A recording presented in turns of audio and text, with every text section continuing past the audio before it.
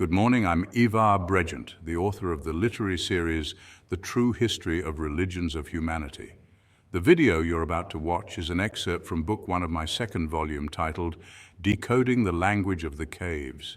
In the comments below, you'll find my website, the link to buy my books, and my Facebook page. Don't forget to subscribe there and to this YouTube channel.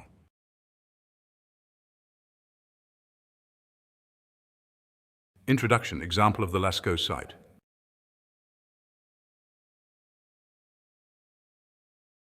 To begin our analysis of the oldest known prehistoric mythology, I think it's especially helpful to start with an example that might interest everyone, the Lascaux cave. I invite you to visit the website of Lascaux, where you can take a virtual tour of this iconic place. You will see that this mythical Lascaux cave is divided into several phases. The entrance to the cave in the Hall of Bulls with the unicorn panel on the left, the axial gallery and its two decorated walls, the passage, the nave and its two walls, the feline diverticulum, the figures at the back, the apse and the well.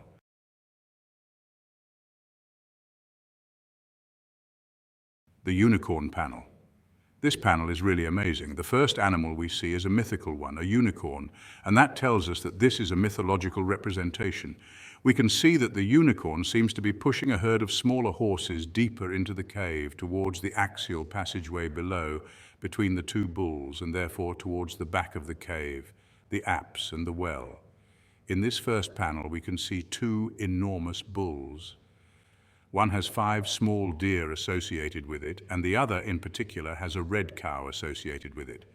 The two bulls are facing the entrance of the axial passageway, as if showing the way to get to the back of the cave.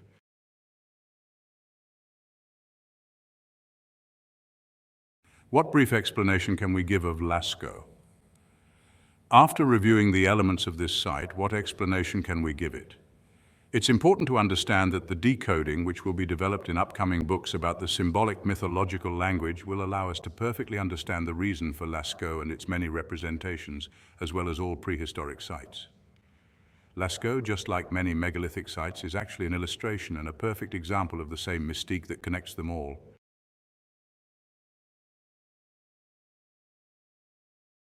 A quick overview. To understand Lascaux, I could start by telling you it's a temple, a sanctuary. From this point of view, you can see that I'm not far off from most specialists who agree that this cave is a true sanctuary, a sort of monument of a religious nature, starting with Leroy-Gourhan. From this perspective, I disagree with the various theories disconnected from the reality of this place. Sky Observation Center for Chantal Jegers-Wolkiewicz, Physiological Fertility Theory for Thérèse Guillot-Houdat, the usual shamanic theory for Jean Clot and David Lewis Williams, fear of the animation of images for Julien Douy and Jean-Louis Lequelec. I could instead go further than my predecessors in stating that it is a temple, a sanctuary, starting with the symbolism of the mountain and the cave, to show you that in the original universal mythological symbolic thought, the mountain represents the body of the goddess mother and the cave, her womb, her matrix. I could then show you that the large representations of male animals in this cave, whether bulls, deer, bears, etc., are avatars of the great male divinity, the primordial father who became the father of the gods, just like the large representations of female animals. The unicorn, the cows, the mares, are avatars of the primordial mother, deified as the goddess mother. I could tell you that both are represented here to serve as guiding divinities for those who enter, the living and the dead, the herd of their children, of their descendants and worshippers, represented by the figures of smaller animals, so that they follow the path that both indicate to them, to the back of the cave, to the well that symbolizes their death, their entry into the womb to suffer the same punishment as the primordial father, the primordial progenitor in an ithyphallic position, the wounded and headless man condemned to death, symbolically beheaded, so that then, like him, thanks to the purifying and regenerative power of the goddess mother's womb, they are reborn after their death purified as divinities, as stars in the light of a new day. I could tell you all that, but no, I won't. Oops. I just realized I did tell you. Yeah, but well, let's just say that since I haven't proven it to you, it doesn't count. Yeah, it's a bit hard to forget. What am I supposed to do now? Should I prove it to you? To find out, let's ask the right question. Does it make sense to explain and demonstrate to you all the mystic of archaic mythology based on a single example that illustrates it, as emblematic as it may be, as is the case with Lascaux? Not really, because one example supports the overall demonstration and not the other way around. It's much better if I start at the beginning with the origin of the events that gave rise to all the sacred mystic of mythology, after which the hidden meaning of all sacred places will become clear to you. Therefore, I will give priority to the progressive development of all this mystic, after which we will analyze in detail different examples that illustrate it, especially in Volume 6, dedicated to the analysis of megalithic sites. In fact, this volume will begin precisely with the analysis of the prehistoric cave. But then, why am I talking about it here, you might ask? As I told you, it's to provide you with the prior proof that Sumerian and, to a lesser extent, Egyptian hieroglyphics are the timeless cornerstone of universal mythological language. Please allow me to show you that the animal figures and the corresponding associated signs can be deciphered thanks to these languages. To do this, let me show you some examples of cave figures with signs, after which we will decipher them together one by one.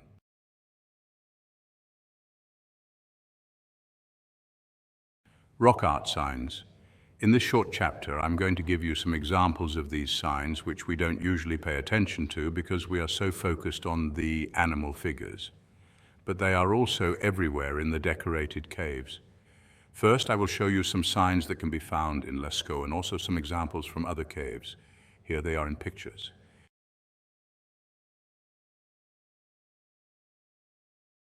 Examples of 10 rock signs. Lascaux Cave, the first bull of the unicorn panel.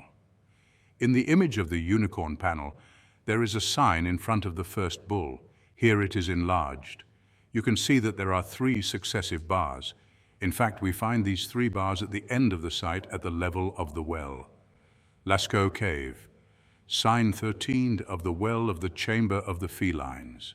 This is how it is read on the site.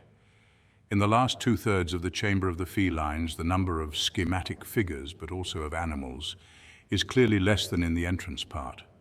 Among them, there is an association of 2 juxtaposed geometric shapes, one in a cross, the other formed by 3 parallel lines. Side by side, these 2 entities form the Roman numeral 30. They are painted in black. It must be understood that this sign 30 is the fusion of the cross X and the 3, hence the repetition of this sign. Here is an image taken from an analysis by Leroy-Gourhan, one of the eminent archaeologists whose many sources we will cite and whose work we will analyze later. Chamber of the felines, panel 1, the sign 13. Diagonal cross and triple parallel line painted in black at the bottom of a niche in the west wall. Note then that we find precisely the cross X dissociated from the 3 and associated with a bison in panel J of the chamber of the felines, that is, in the panel next to which the sign 33rd is located. Pindal Cave, the sign 3 of the salmon. This figure is apparently one of the examples used by Mr. Ben Bacon to support his recent thesis, according to which the signs of line and dot would be a proto-writing indicating the lunar months of mating of the species figured associated with these signs. This image of a salmon engraved 17,000 years ago in the Pindal Cave in Asturias, Spain, has 3 lines placed inside it. Marsoulas Cave, the fresco of the Great Panel. Equally interesting is the fresco of Marsoulas, leaving Lascaux for a moment. It is this representation that we find partially and schematically represented also in the essay by Leroy-Gourhan under the following survey. If we examine the fresco more closely, there are in fact 3 other intertwined animals besides the large central bison, another bison, an ibex, and a horse. Large painted panel, engraved ibex with black horns, no 3, engraved horse, no 2, and black and engraved young bison, no 1, whose heads are intimately mixed. Only selective surveys allow us to isolate their precise contours. The sign of the 2 parallel horns. The way in which the fresco is represented, with the blurring of the ibex and the only highlighting of its horns, visibly serves above all to highlight them, to make them echo those of the bison, which are of the same nature in the sense that they are 2 curved parallels. the spade sign. Although there are other very interesting signs in this fresco, I want to draw your attention to those represented on the flank of the bison, and in particular the first one, large painted panel. Detail of the series of inverted T signs painted in violet and red on the large bison. The two signs on the right have been misinterpreted as a claviform. Marsoulas cave, the second spade sign. Here is also a sign that André Leroy-Gourhan also collected from the Marsoulas cave according to his references, 200 and 198. Note that this sign is different from the one already observed, since its left tooth is straight, while that of the second is curved. Lascaux cave, the second Chinese horse. Another example of a sign is that associated with the horse called the second Chinese horse, which is located on the right wall of the axial passage. This painting was also taken up by André Leroy-Gourhan in his essay as follows, in the form of a survey. Thus, in addition to the two branched forms, we can see the quadrangular sign and the sign, which André Leroy-Gourhan cites as an example under his reference, num 147. Lascaux cave, the black deer fresco. Another example of a sign is that associated with the black deer, which is located on the right wall of the axial passage. It is this sign that André Leroy-Gourhan cited in an essay as follows in the form of a survey, among other signs.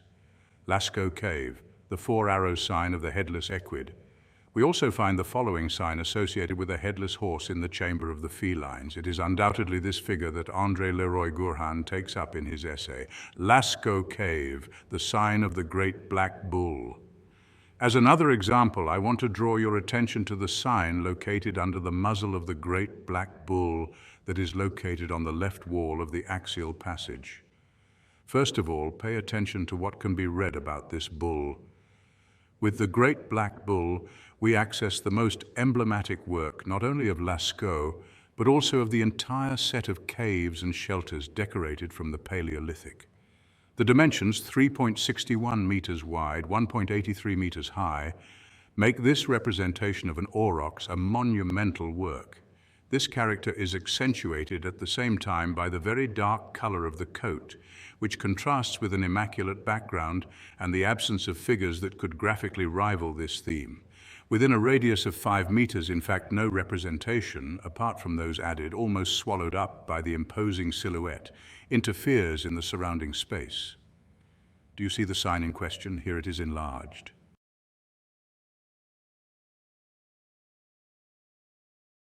Deciphering the 10 prehistoric signs.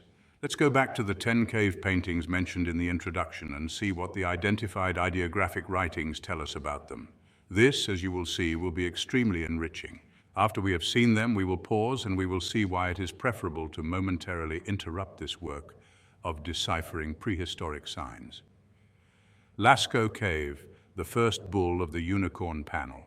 You will undoubtedly remember that this sign 3 is present in the first painting, and we find it almost at the end of the tour, at the level of the diverticule of the felines before the last figures in the background and the arrival at the apse and the well.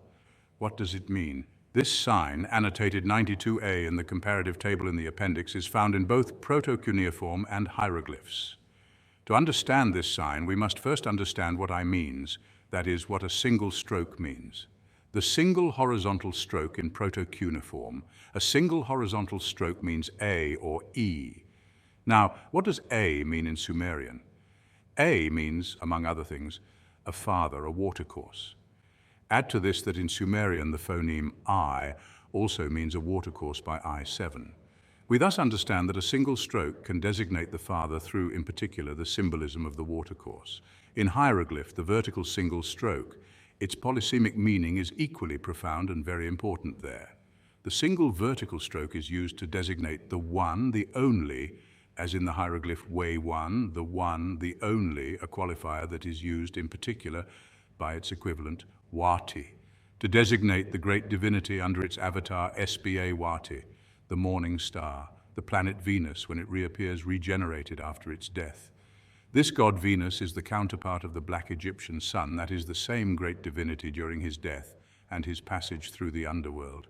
The vertical stroke is a sign that was also used as a substitute for the hieroglyphs of human figures, so as not to have to pronounce them for fear of their magical power, since they were great divinities. It is interesting to note that it can also have the meaning of I. In fact, in the lexicon, we find the fact that the I, with the determinative of broom bush, means I, even the broom bush alone.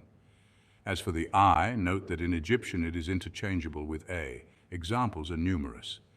And since A means father in Sumerian, the older sister language of Egyptian, this I conveys symbolically and culturally also the meaning of father. Finally, the simple vertical stroke can also replace, in the form of a hieroglyph, the figure of the man, which is written S. What do we understand? That culturally and symbolically, this simple vertical stroke that we can vocalize I, but also A, designates a man, a father, deified under the great main divinity, the only God, the unique God. We will see, by the way, in the second part of God to Adam, why S or say serves to designate man, and first of all, primordial man. The horizontal single stroke. The variant of the vertical single stroke, the horizontal stroke, is equally worthy of interest. Indeed, it is used only in the hieroglyph daut, which means a sharp cry, a howl, a bellow. Now, if we know Sumerian, this cry speaks to us, or rather shouts to us, because it shouts the word father. Indeed, one of the words for father in Sumerian is ad, which means, in addition to father, also a cry. Moreover, the Egyptian dinayut, by virtue of the elision of the w, is homophonous with dinate, which designates in particular a canal. Canal that we know is by Sumerian a symbol of the father. We thus find associated with this simple horizontal stroke, a variant of the vertical, the symbols of a shouting father, of a bellowing bovine.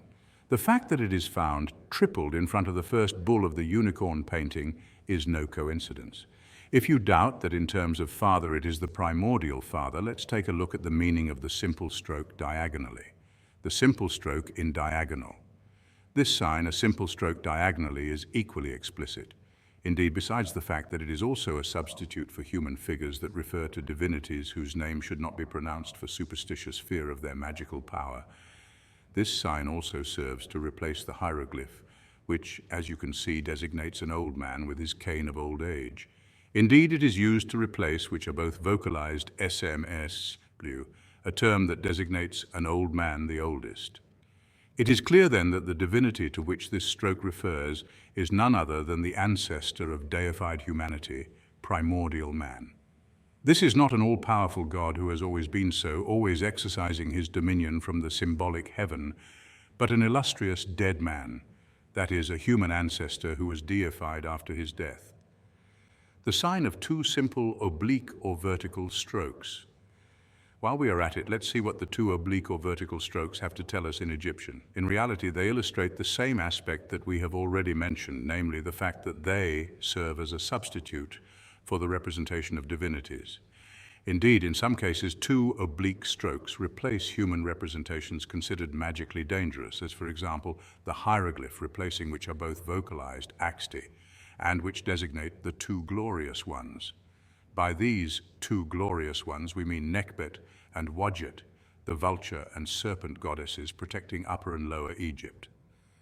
The hieroglyph axt is also the name of the goddess Aka, and the hieroglyph axt designates the tomb of the king as inhabitant of the horizon, to which it must be added that Axti, an inhabitant of the horizon, is actually an epithet of divinity. We thus understand that this sign of two inclined or vertical strokes designates a major divinity, a god king or a goddess queen. We have reached the end of the first part, the deciphering of the AUROCH of the first panel of the unicorn. Now that we've finished our introduction to these ancient signs, you're probably eager to dive deeper into their meaning. For those of you discovering these signs for the first time, I hope this introduction has sparked a sense of wonder and curiosity. For those already familiar, this has reaffirmed the depth and complexity of prehistoric art. But to truly grasp the meaning of these signs, we must continue our journey. To discover the complete decipherment of the AUROCH from the first panel of the unicorn, I invite you to watch the second video, part 2. In this continuation, we will decipher the meaning of sign 3, explore the symbols surrounding it, and finally reveal the name of this divine AUROCH once it's fully deciphered. Stay with me and let's continue this fascinating exploration together.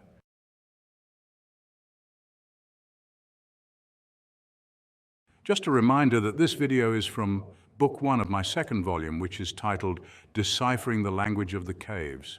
In the comments below, I've included my website, the link where you can buy my books, as well as my Facebook page. Don't forget to subscribe there and also to this YouTube channel.